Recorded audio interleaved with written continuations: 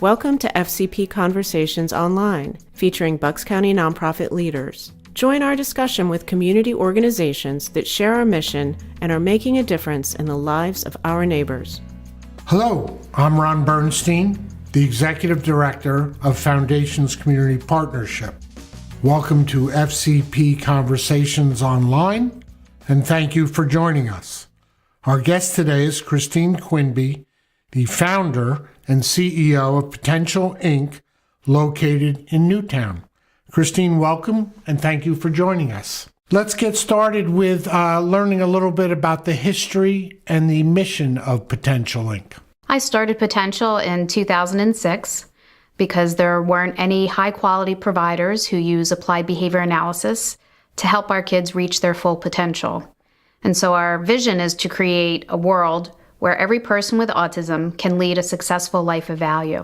Interesting. Okay, so I understand there's both the behavioral side, treatments of what you guys do, both at the clinic and in people's homes, and then the educational side. And on the educational side, you have what you call the Springtime School. Could you tell us a little bit about the Springtime School? Absolutely. The Springtime School became licensed in 2010 as an elementary school program. And then in 2015, we became licensed as a high school program. So we can serve students from grades 1 through 12 and up through age 21. And why do you feel like families may decide that the Springtime School is a good option for them? The Springtime School would be a perfect option for those whose students are not making progress in either the public school setting or even other private school settings. We've been able to successfully educate to their potential many different types of kids with different types of learning and behavioral issues. So the therapies offered by Potential Inc. are what? We offer applied behavior analysis, which is the evidence-based treatment for autism, and is really the only evidence-based treatment for autism. And our goal there is to get rid of the symptoms of autism. And in doing so, we also employ speech and language pathologists and occupational therapists to partner with us as a team so that we can really provide a holistic treatment for individuals with autism. Now, do you do that at the clinic itself, or do you go into people's homes to provide those service, or is it a combination? There's a combination, and it really depends upon the student or the client's needs. So if there's somebody who really needs a lot of intensive instruction, we would see them primarily in the clinic. But if they're not generalizing to their home environment, or if there's other difficulties that occur only in the home environment, we would do that as well. Tell me a little bit about the family support services that you guys offer. I assume that when you're treating children, you also need to be educating and working with the whole family. So can you explain how you approach that?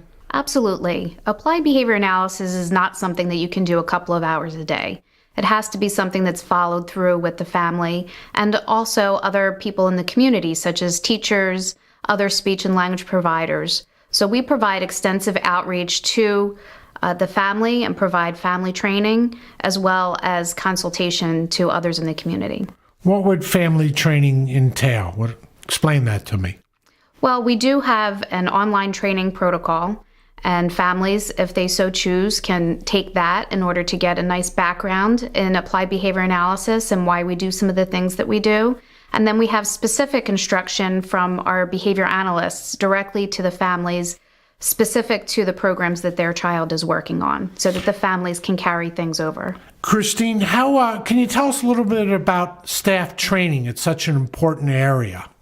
It's really crucial for us to be able to deliver a high-quality service is to have high-quality staff training. And so we have a program where we train all of our behavior technicians to become registered behavior technicians, which is a new designation from the Behavior Analyst Certification Board and indicates a high-quality practitioner who has high-quality supervision. And for anybody who doesn't happen to know where the Potential Inc. and the Springtime School is, where's it located in Newtown? We're right across the street from the Newtown Athletic Club, the NAC. We're tucked in a little cul-de-sac there, and many people say, oh, I had no idea that you were there. So you're kind of off the 413 bypass. We're right off the bypass at the intersection of Penn's Trail and Pheasant Run. I know another really important issue for families is funding issues.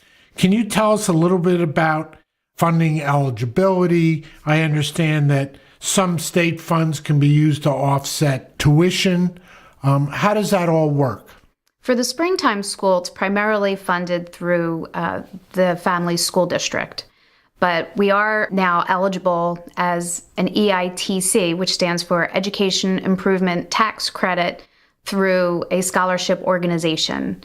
So if you pay state taxes, instead of paying your taxes to the state, you can choose to apply for these credits every year in July, and you can donate that to Potential as a scholarship for somebody to attend the springtime school. Nice. And then I know recently you received a new MA contract, which, what does that mean for your organization? From 2010 to present, we've been able to provide services at the clinic through private health insurance via Act 62.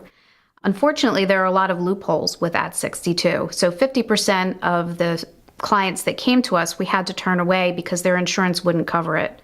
With the MA contract, if you have a diagnosis of autism, you are eligible for medical assistance. So that means that we'll be able to provide assistance to everyone with autism who comes to us. Wow, that's great. And if people want to volunteer or if people feel moved to make donations to Potential Inc., how do they do that? We have a partner and a donation page on our website, potentialinc.org, where people can visit, and we love to have visitors and do tours. We have 12,500 square feet of actively used space, so we frequently need volunteers to help us maintain that space, particularly since our kids are hard on the walls at times. And I know that you recently cut the ribbon on a brand new special needs playground at your site. Can you tell us a little bit about that? We're very proud of our therapeutic playground. We specifically selected equipment that would promote socialization skills with individuals with autism, and we're in the process of creating some lesson plans that will be available to the public for use for that equipment. And I know that last year, I think for the second year in a row, you held a very large annual car show at Potential Inc. Can you tell us a little bit about the car show? Absolutely. And we always need volunteers for the car show as well. Our car show is supposed to be a great opportunity for everyone in the community to come together to help support individuals with autism, as well as be a great day out for those with autism. So we have classic cars, newer cars, touch a truck, and lots of great activities for the whole family. And when does that usually occur, and how do people stay in touch and know about the date of that event? That will be in June. I don't have the exact date, but we're planning on having more of a dusk type event this year so that it's not as hot as in previous years, with hopefully some special evening surprises. Okay. Well, obviously, Kristine, the work you guys do is very important. When you think about it, when you step back and try and think about evaluating the impact you're having on your clients, how do you think about that? I think about that in terms of how the family is able to function as a unit.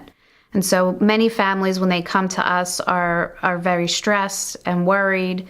And so we really work to alleviate that, to make things easier for the family unit as a whole, and specifically for their affected loved ones with autism. And then in terms of the child themselves, do you set parameters? I mean, you evaluate the child and you think he or she is at X, and your hope over time is to get them to Y?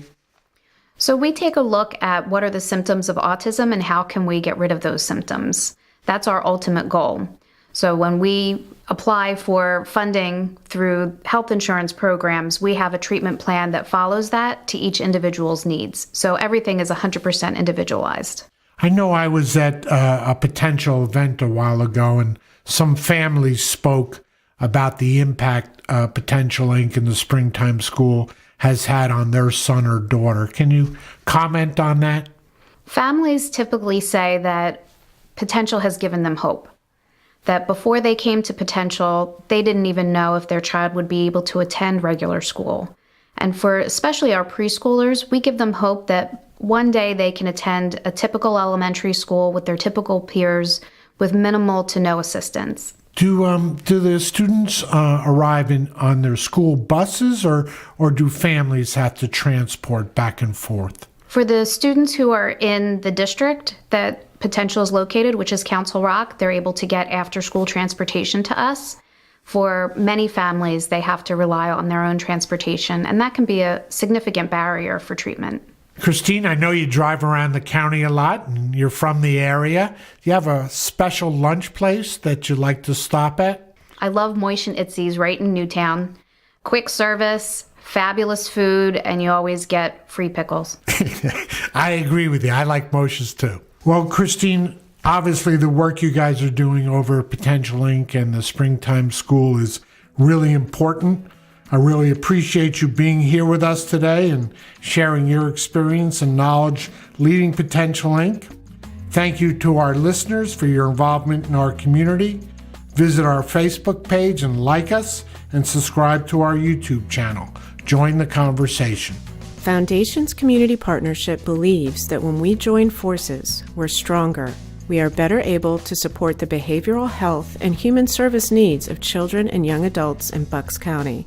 Join us again for FCP Conversations Online. Let's go farther together.